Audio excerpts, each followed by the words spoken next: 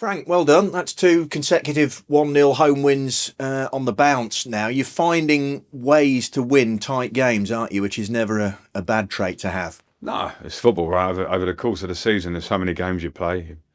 A hot patch here in the season where everything you hit goes in, and in a minute today we have a couple of chances first half, doesn't go in. Everyone gets a great goal. Some chances in the second half to make it feel more secure and doesn't quite drop for us. So try and keep clean sheets, try and do other parts of our game.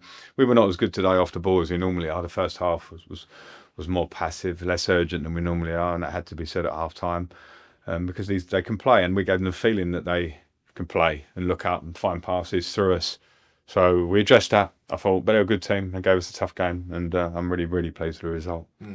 And Ephron's now got 3 in 3, so that's not a bad habit to have, is it? No, he's a great habit. And Ephron's, we know him as a player here. He's so dangerous, and at the minute he's his strength and his 1v1 stuff. But he's always had that thing of arriving to score. It's an incredible trait for a winger to have in the modern day because he ends up in areas. He has a feel for a goal. And he has the talent to be able to execute. I thought it was a great finish as well. So really pleased with his performance. I thought it was outstanding. I also thought Victor Talk was outstanding in midfield. To name check him, because I think with Grimesy we expect always he plays at a level that everyone kind of goes, yeah, as Grimesy does that. Maybe you take it for granted then. But I thought Talky as well in there today was great. It's great. No, that's a fair comment. And I mean, they stuck at it, Swansea, but mentally you were very strong and resilient again, and that's becoming more and more of a trait, I think, with every passing match now. Do you think? I think so. People talk about those words, resilience, and it's great. Like you've got to keep going and keep trying to do all the right things on the pitch. As I say, we're a little bit off the ball, we're a bit looser than normal. Our line wasn't as good as it usually is, and that can happen. So then you rely on other things to try and dig out the result that you really want, because everyone gets a bit nervous towards the end of the game today. But no, it's good. They're a strong group, and the group's learning about being at the top and everyone wanting to beat you and talk about you, and that's a difficult pressure. And they're dealing with it pretty well at the minute, and we have to continue because this is a severe period coming up of games. There's a lot of points to fight for, and I'm really, really happy that we've given ourselves 3 points today, because I know Boxing Day can be a strange game. Everyone eats a lot yesterday and has family around the house, and everyone, so it can really sort of level out or change the feel of a game. So I'm pleased it's out of the way in a way. Yeah, exactly. Luke Woolfenden as well, part of a 9th clean sheet of the season collectively for the boys, and great for him because he hasn't had that many minutes simply because Bobby Thomas and Liam Kitching have been in such great form, the pair of them, haven't they? Yeah, and Wolfie's been outstanding in his approach to that. I get it. He comes in, he wants to help, he wants to play, and the consistency of the other boys, like the back four generally for the first period of the season, is something that's meant I hadn't felt like to change, but always understanding that Wolfie, we brought him here to be able to do that. So people like him, Bidders, Joel coming in last week, having not played games, train well and keep at the level. And then when they play, I think it will just help. So I'm really pleased with Wolfie. I thought we did well, and more games he plays, he'll feel better, feel more confident, and that just because this is a new club for him. I think it's his first start here, if I'm right in saying. So no, really pleased. And he's a quiet leader in the dressing room, Wolfie. He's got something about him. He's been here before, right? He's been promoted from this league before and played in the Premier League. Not too many of our players have played in the Premier League, so he brings quality and experience with him. How close was Bobby to being fit? Still under the weather, presumably, is he? Yeah, he's under the weather, and he's had a little problem with his calf, which being under the weather didn't help. So it was close enough. We've got to be careful to get him back too soon. So we'll see for Ipswich, we hope. And Milan, again, was obviously feeling it, retching a couple of times on the halfway line. Apologies for the listeners if that's language. But yeah, but, he's got a funny one, Milan. He was ill a couple of weeks ago, I think now. It's been a while. And then he's just got this lingering thing. And when he's playing, obviously, I don't want to sound too harsh. If he told me he couldn't play, he wouldn't start. But he's saying he's afraid to play. And then he just tells me when he needs to come off at the minute.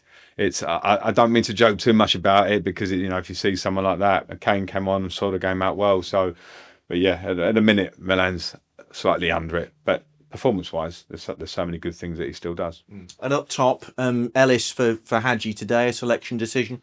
Yeah, just pure rotation of games coming and understanding it. Hadji's played the last couple. Ellis was on his run before that when Hadji was out injured, so I think it's important.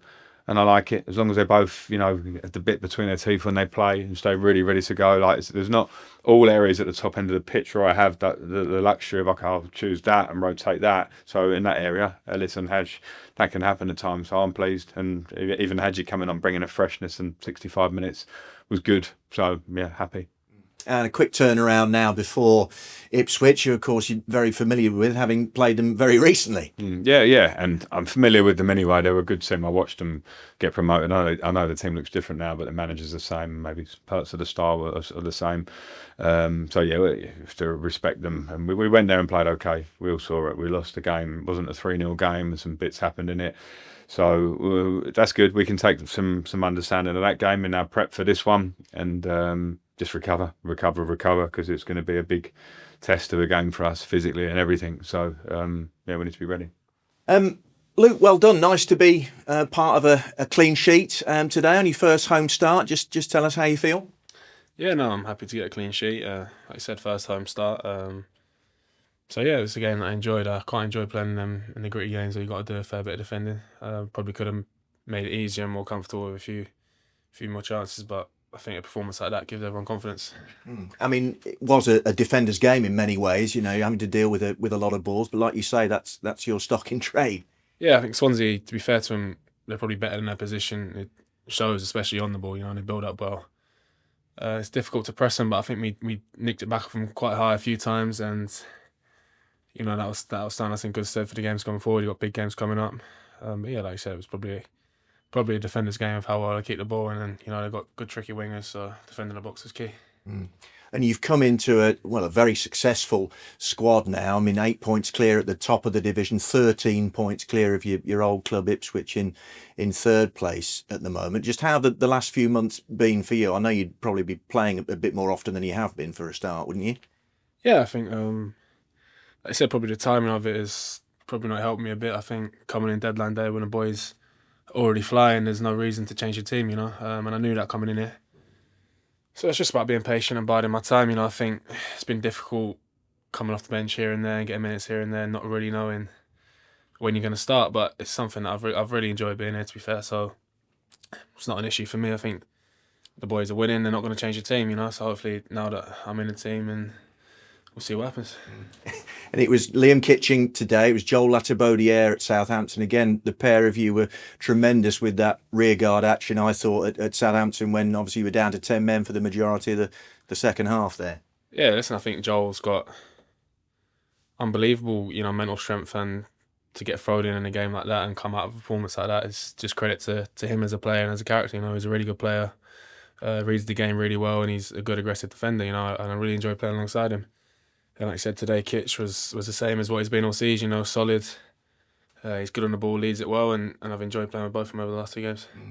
You know what it takes to get promoted from this division. What is the magic formula? Can you sum it up?